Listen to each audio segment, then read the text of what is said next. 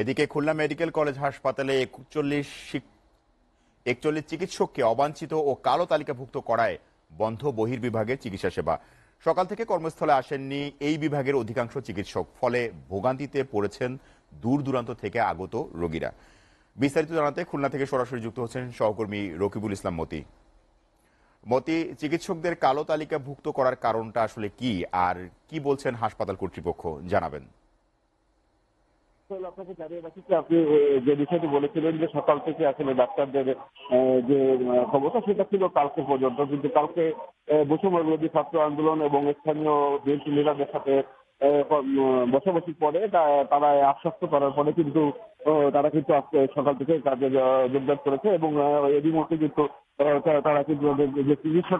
কার্যক্রম তারা কিন্তু শুরু করেছে এবং সেই চিকিৎসা কার্যক্রম হিসেবে যে দেখছে ডাক্তাররা বিভিন্ন রকম সেবা প্রদান করছেন এবং আউটডোরে যে 42 ডাক্তারের কথা বলা হয়েছিল সে 42 ডাক্তার কিন্তু তারাও কিন্তু আজকে সকাল থেকেই কাজে যোগদান করেছে এবং তারা বলছে যে যেহেতু একটা উদ্বুদ্ধকর পরিস্থিতির মধ্য দিয়ে তারা কাজে যোগদান করেনি, কিন্তু যেহেতু সব শ্রেণীর মানুষ এবং এই যে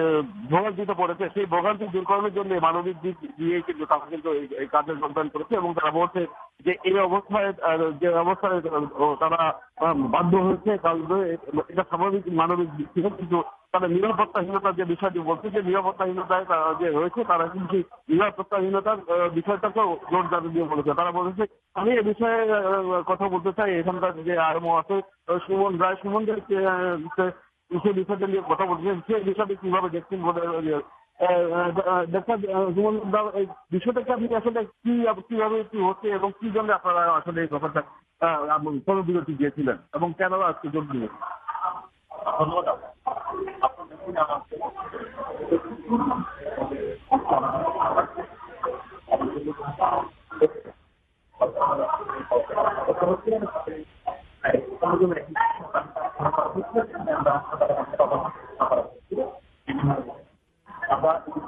আমাদের